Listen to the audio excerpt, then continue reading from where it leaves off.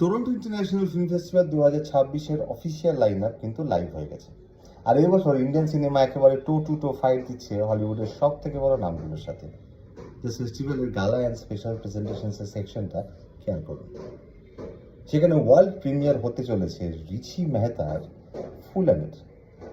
Director Richi Mehta, যাকে আপনারা এমি award winning daily crime সিরিজের জন্য চেনেন, তিনি দস্যু রানী ফুলান দেবীর জীবনের একটা অন্যরকম রাজনৈতিক ব্যাকগ্রাউন্ড নিয়ে এই বায়োপিকটি বানিয়েছেন।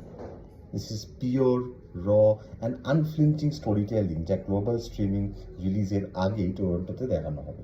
আর এটির পাশে স্ক্রিন শেয়ার করছে আন্তর্জাতিক হেভিওয়েট সব মাস্টার মেকাররা, যেমন অস্কার জয়ী ড্যানি বয়েলের most anticipated drama Ink, right, alongside Green Book director Peter ফেরেলের আই প্লে রকি। এই ছবিটি সিলভাস্টার স্ট্যালোনের জীবনের অরিজিনাল রকি সিনেমা বানানোর পেছনের যে মারাত্মক স্ট্রাগল তার উপর বেসড।